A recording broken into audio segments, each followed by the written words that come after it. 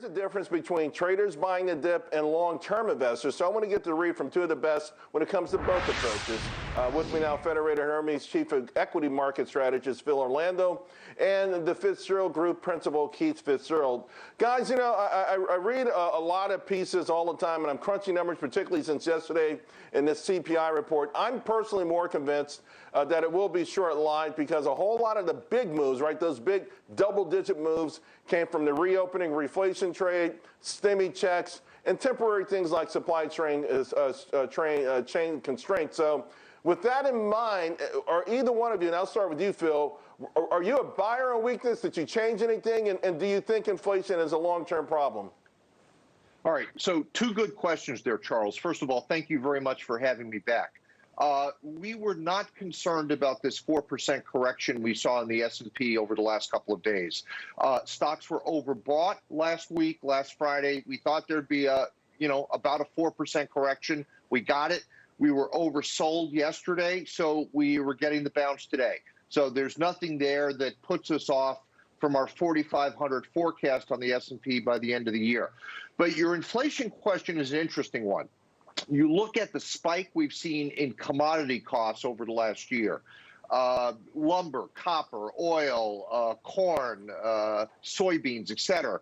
And then the jobs report last Friday, the month-on-month inflation indicator, average hourly earnings was up 0.7% for the month, which annualizes out to 8.4% for the year.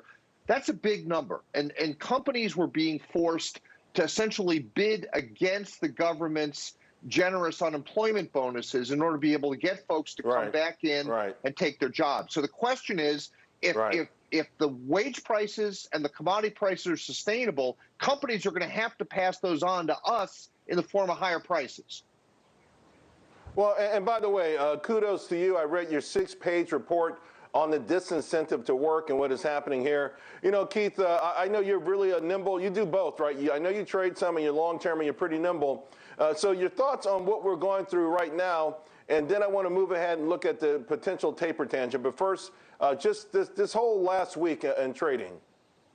Well, to me, it was absolutely to be expected. The herd usually gets the bet wrong, and the very language they're using is a dead giveaway. They're talking about the reflation trade. That's a short-term thought process. What you saw over the last 24 hours was investors coming back into the game because they perceive much more significant opportunity. We, for example, quadrupled our Microsoft position today, and we adjusted Apple heavily. Whoa. So we're looking ahead 3, 4, 5 years from now because this game is a long way from over. And inflation, technology, believe it or not, is the way you beat it. It's not the way you fall behind.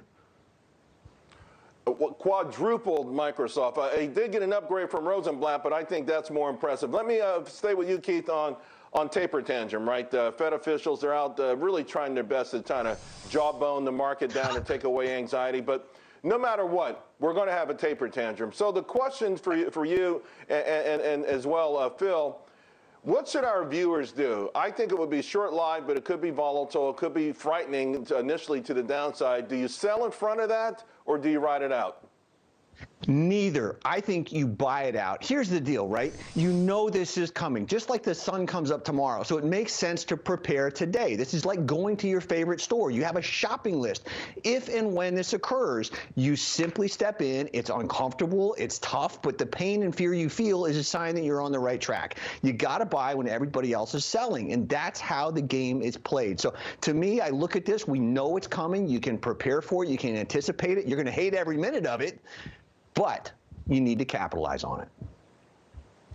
Phil, I've only got a minute left, but I do want to ask about President Biden meeting with Republican senators.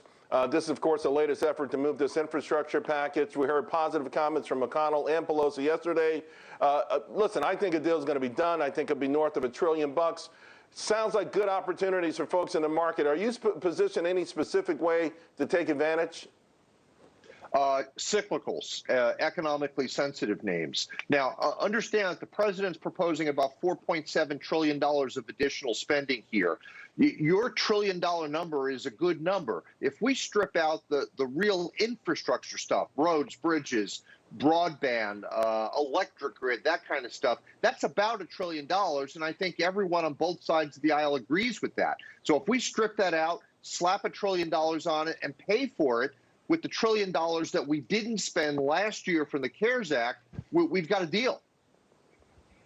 All right, Excellent sounds point. great. Hey, I really appreciate the optimism and just the straightforwardness from both of you guys. Phil, Keith, thank you both very much. By the way, I want to bring